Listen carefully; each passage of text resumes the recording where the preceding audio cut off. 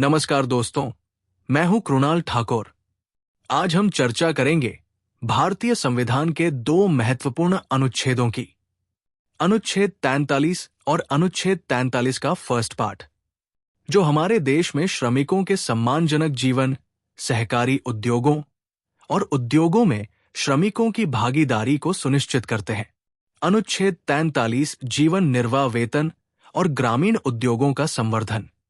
अनुच्छेद 43 कहता है कि राज्य को ये प्रयास करना चाहिए कि सभी श्रमिकों को एक ऐसा वेतन मिले जो केवल जीवन निर्वाह नहीं, बल्कि उन्हें सम्मानजनक जीवन और सांस्कृतिक सामाजिक गतिविधियों में भागीदारी भी सुनिश्चित करे।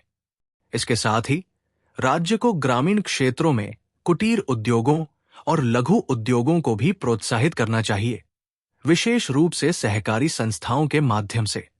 उदाहरण के तौर पर, न्यूनतम वेतन अधिनियम 1948 ने श्रमिकों को न्यूनतम वेतन का अधिकार दिलाया। खादी और ग्रामोद्योग आयोग क्विक देश भर में कुटीर उद्योगों को बढ़ावा देता है। अमूल और लिज्जत पापड़ जैसे सहकारी मॉडल ग्रामीण आजीविका का प्रतीक है।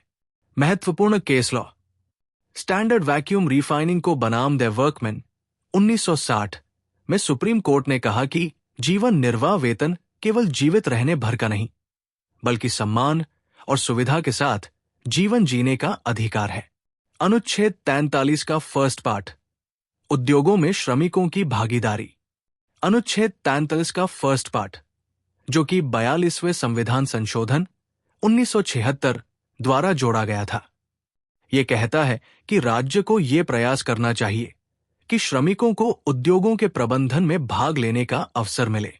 इसका उद्देश्य है कि श्रमिक केवल काम करने वाले न रहें, बल्कि उद्योग के निर्णयों में भागीदार भी बने, यानी एक औद्योगिक लोकतंत्र की स्थापना।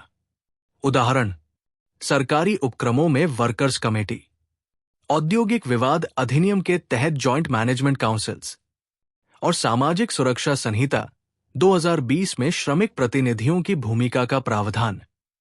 ये सभी इसी अनुच्छेद की प्रेरणा है।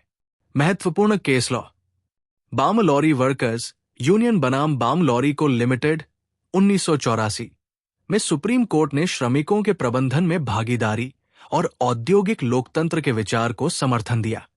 समापन, तो दोस्तों, अनुच्छेद 43 श्रमिकों के लिए सम्मानजनक जीवन और अनुच्छेद 43 उन्हें निर्णय लेने की प्रक्रिया का हिस्सा बनाने की बात करता है।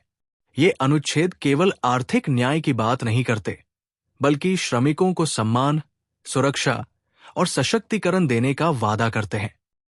अगर ये वीडियो आपको पसंद आया हो तो लाइक जरूर करें, शेयर करें उन दोस्तों के साथ जिन्हें यूपीएससी, लॉ या जनरल नॉलेज की तैयारी करनी है, और हाँ, सब्सक्राइब करें। आप अपने सुझाव या सवाल नीचे कमेंट में लिख सकते हैं। यूपीएससी एंड कॉम्पिटिटिव एग्जाम की गाइडेंस या मेंटरशिप के लिए संपर्क करें। Our contact information is given in description. धन्यवाद। मैं हूं कृणाल ठाकुर। मिलते हैं अगले भाग में संविधान और कानून के प्रमुख अनुच्छेदों और उनके व्यावहारिक प्रभाव के साथ। जय हिंद।